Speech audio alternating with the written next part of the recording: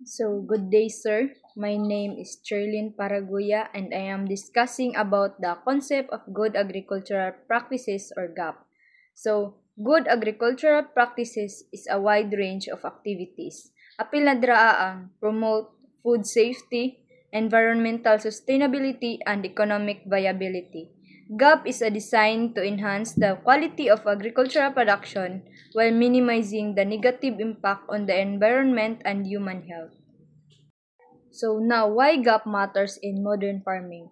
First is food safety and quality. Need jud nato mahibalan ang food safety and quality para maiwasan nato nga makapalit og kanang mga lata nga gulay or kanang mga lata nga kanang pagkaon or kanang mga pagkaon nga dili daay maka-cause dahil sa atoa og contamination. So need nato mahibalan ang food safety and quality.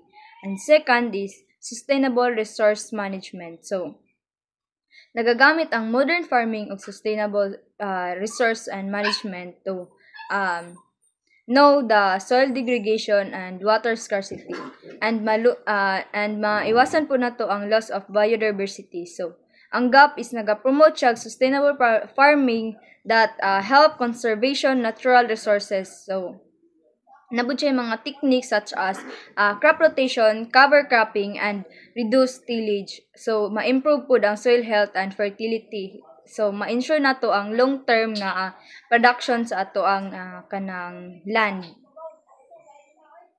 So, ang ikatulo is economic viability. So, ang economic viability is a resource use and reduce input cost. So, input cost, so mag-ingot kung mag-isgot tag input cost, so nadra ang fertilizer, pesticide o ang uban pa nga mga chemicals nga atong i-apply sa atong ang plants. So para mao ning na-implement ning economic viability is to reduce the kanang paggamit nato og pesticide or fertilizer. So mo na nga kanang ang uban is kanang ginagamit nila is ang kanang mga compost or kanang mga manure ilang ginagamit para ma-reduce pud ang cost nato nga dili lang kay ta magdakan og gasto labi na karon nga mahal ang ato ang kanang mahal atong mga chemicals or mga fertilizer.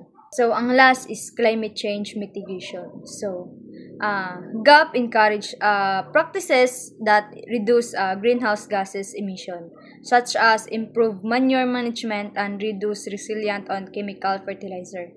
So, gina-implement gina-improve ang manure management para dili lang masayang ang manure and then magamit siya sa itong mga tanom. Same sa goat manure nga ako ang ginagamit sa ako ang atsal karon is kanang para ma-reduce ang paggamit nako og chemicals o fertilizer kay tungod gamay na lang man akong gina-apply nga fertilizer para sa akong atsal. So, by promoting sa ingani is makuan po nato ang biodiversity and ecosystem health. So, dili na kay nato maabuso ang ecosystem, and also GAP can enhance resilient to climate change impact. So, environmental impact of GAP.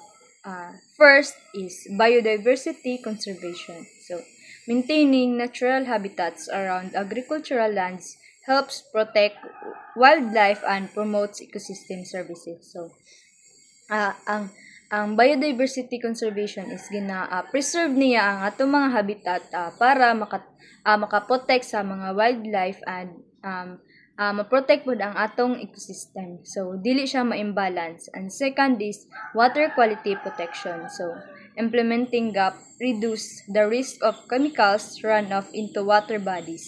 So protecting aquatic ecosystem and ensuring clean water for communities. So need nato ning para nga dili kalas atong chemical and then dili madamay ang kanang same sa kung mag-spray ta og chemical sa ato ang mga tanom and then magamit tag kanang toxic nga mga chemicals and then sa sapa ta nagkuha og water and ato ang gamiton pag spray sa tong gulay. So naay possibility nga ang katong mga kanang kuan na to nga nasa sapa is madamay siya sa pag-spray na to chemicals tungod sa ato ang dili proper nga pag management nato.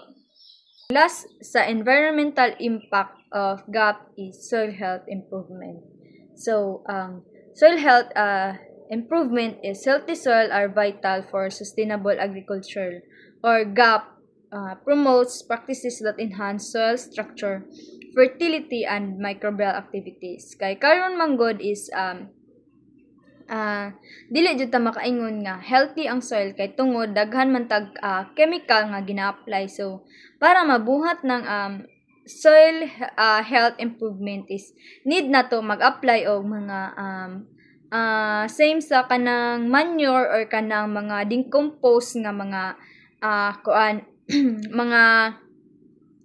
mga pamaagi sama sa kanang mga lata nga kanang mga panit nato sa saging or kanang mga lata nga dahon para magamit pud tag kanang mga uban pa nga mga manure same sa iti mga tae sa kanding kanang tae sa baboy mga compost apil na dra ang para ma-improve nato ang organic amendment. So, ma-contribute na sa soil and para ma-reduce ang synthetic fertilizer pod kay kung maging dependent lang to sa fertilizer is kanang nadyo time nga taas kayo ang presyo sa fertilizer and then kanang mupugos ditag palit ato kay tungod mas dako man daw og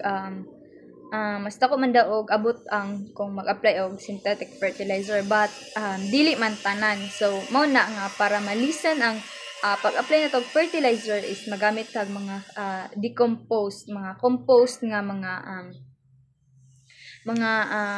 methods or kanang mga pamaagi para maging healthy pud ang ato ang soil, dili siya mahimong acidic. In conclusion, good agricultural practices or GAP are essential for the future of farming and the environment. By promoting sustainable practices, GAP not only enhance food safety and quality but also contribute to the conservation of natural resources and biodiversity. And also, as the global population continues to grow, the adoption of GAP will be crucial in ensuring food security while protecting our planet. Encouraging farmers to embrace these practices through education, support, and market access will be vital for a sustainable agriculture future. GAP is not just a set of guidelines, it is a pathway toward a more sustainable and resilient agricultural system that benefits farmers, consumer, and the environment alike.